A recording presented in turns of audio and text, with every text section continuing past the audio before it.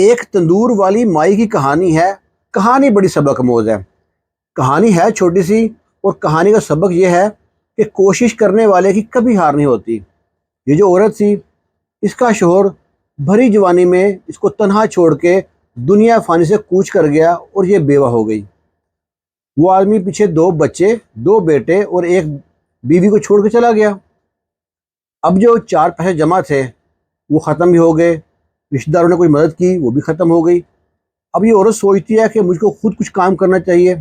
بہت سوچ وچار کے بعد اس نے سوچا جو اس کا گھر کا دروازہ ہے جہاں ڈرائنگ روم بنا ہوا ہے وہ گلی میں کھلتا ہے اور گلی مین راستے پہ جاتی ہے، کیوں نہ یہاں پہ تندور لگا لوں۔ اس نے تندور لگایا، اللہ ہی کرنی تندور کو بڑا چل گیا، خوب اس کی بکری ہوتی۔ اب جو اس کا بڑا بیٹا تھا وہ ماں کو کام کرتے دیکھتا نا، اسے بڑا دکھ ہوتا کہ میری ماں کو بازار میں کام کرنا پڑتا ہے، طرح طرح کے لوگ آتے ہیں، طرح طرح کی باتیں کرتے ہیں، طرح طرح کے ماں باپ فکرے کستے ہیں۔ اس نے پڑھائی کو خیر آباد کیا۔ وہ 4 5ویں کلاس میں تھا، اس نے پڑھائی کو خیر آباد کیا اور ایک موٹر سائیکل کی جو دکان ہے جہاں موٹر سائیکل ریپیئر ہوتے ہیں وہاں پہ کام پہ لگ گیا اور کام سیکھنا شروع کر دیا۔ جو اس کا چھوٹا بھائی تھا نا، وہ پڑھائی میں بہت تیز تھا، بڑا محنتی لڑکا تھا۔ اب ماں کا اور بڑے بیٹے کا ایک ہی مقصد رہ گیا کہ اس کو پڑھا لکھا کے بڑا آدمی بنانا ہے۔ لو جی، اس کو پڑھاتے رہے۔ وہ لڑکا بچہ بڑا محنتی تھا، پڑھ لکھ کرنا وہ یونیورسٹی تک پہنچ گیا۔ یونیورسٹی میں جا کے اس بچے کی اسکالرشپ لگتی ہے UK کی۔ اللہ تعالیٰ جب باں پکڑتا ہے تو وہ جناب UK پہنچ گیا۔ UK میں آ کے پڑھائی کرتا اور ساتھ ہی پارٹ ٹائم کام ڈھونڈتا۔ وہاں پہ ایک انڈین تھا، سپر مارکیٹ تھی اس کے پاس گیا کام کے لیے، مجھے پارٹ ٹائم کام چاہیے۔ انڈین کو وہ بچہ جب بھلا لگا، اس نے اس کو اپنی شاپ پہ پارٹ ٹائم کام پہ رکھ لیا۔ وہ لڑکا اتنی ایمانداری سے کام کرتا، عام طور پہ انڈین جو سے ہیں پاکستانی پہ ٹرسٹ نہیں کرتے، اس کو اس لڑکے پہ بڑا ٹرسٹ تھا۔ اس نے جو لڑکے جو پیسے کمانے وہ وہیں پہ انڈین کو جمع کراتا رہا کہ میرے پیسے آپ جمع رکھیں، میں نے ایک بار ہی بھیجنے ہیں، اپنا گھر بنوائیں گے، بھائی کی شادی کرانی ہے، جو میری ماں کام کرتی ہے وہ کام میں چاہتا ہوں کام نہ کرے ماں۔ وہ ساری سٹوری بتائی اس نے انڈین کو، تو پیسے جمع ہوتے رہے۔ ایک دن انڈین اس سے کہتا ہے دیکھو بیٹا، تم اتنی محنت سے کام کرتے ہو، میں چاہتا ہوں تم میرے ساتھ نا 50-50 کے پارٹنر بن جاؤ۔ جو پیسے تمہارے پاس جمع ہیں ان سے تم آدھے شیئر لے لو، آدھی مارکیٹ تمہاری آدھی مارکیٹ میری، دونوں پروفٹ جو ہوگا آدھا آدھا کریں گے۔ لڑکے کو یہ بات بڑی اچھی لگی کہ بڑا رحم دل آدمی ہے۔ عام طور پہ باہر کے ملک میں جلدی وہ بندہ سپورٹ نہیں کرتا۔ اس نے انڈین کی بات پہ ٹرسٹ کیا اور اس کے ساتھ شراکت داری کر لی۔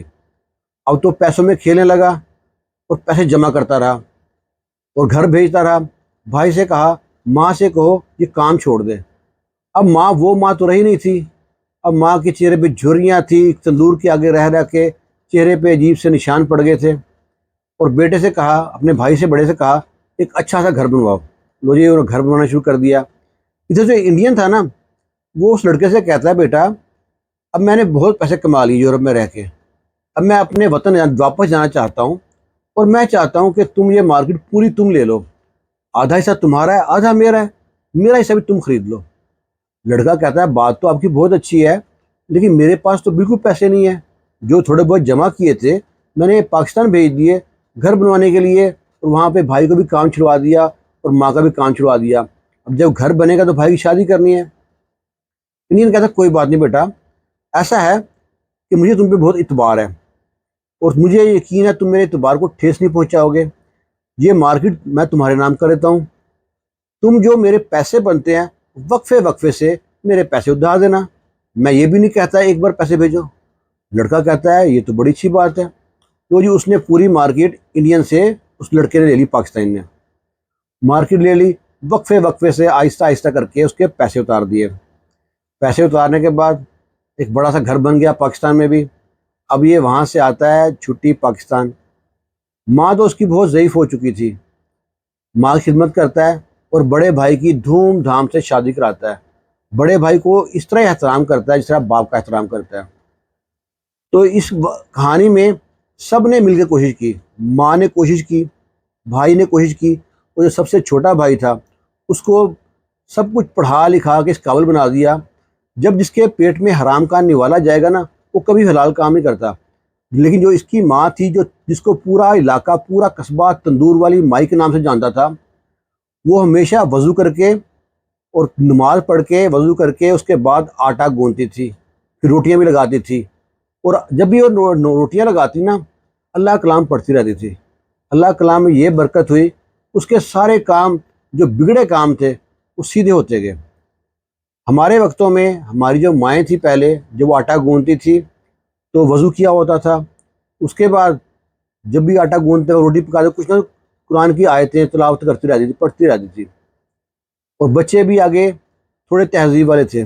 اب جو نئی جنریشن ہے، اس جنریشن میں مائیں منہ ہاتھ دھلا بھی نہیں ہوتا، بچے کو یہ 2 بریڈ پہ جیم لگا کے یہ لو بھی ناشتہ ہو گیا، پھر جا کے سو جاتی ہے، نماز سے قرآن سے بہت دور ہے۔ اس کی وجہ سے ہمارا جو معاشرہ ہے وہ مختلف جو راستے میں چل پڑا ہے، فحاشی عام ہو گئی ہے۔ پہلے وقتوں میں کبھی یہ نہیں کوئی سوچتے تھے کہ ہمارا بیٹا زیادہ کمائے، سوچتے تھے کہ ہمارے بیٹے کی تربیت اچھی ہو۔ اب جو معاشرہ چل رہا ہے اس میں ایک ہی بات ہے، پیسہ آنا چاہیے، کیسے بھی آنا چاہیے۔ اللہ تعالیٰ ایسے پیسے سے سب کو محفوظ رکھے۔ حرام کا پیسے سے نا کبھی برکت نہیں آتی، جب بھی برکت آتی ہے نا چاہے تھوڑا ہوتا ہے نا حلال کا ہوتا ہے، اس میں بڑی برکت آتی ہے، گھر میں سکون رہتا ہے۔ یہ میرا آزمایا ہوا واقعہ ہے، یہ چھوٹا سا واقعہ سبق امید کرتے ہیں آپ کو یہ اچھا لگا ہوگا۔ اگر آپ کو اچھا لگا ہے نا اس ویڈیو کو دوست احباب میں رشتہ داروں میں شیئر کیجیے گا، اس چینل کو سبسکرائب کیجیے گا اور اچھے سے کمنٹ کیجیے گا۔ جو دوست احباب ہمیں کمنٹ کرتے ہیں ان کی دل کی اتھاہ گہرائیوں سے شکریہ ادا کرتے ہیں۔ خوش رہیں، شاد رہیں، آباد رہیں۔ اللہ حافظ۔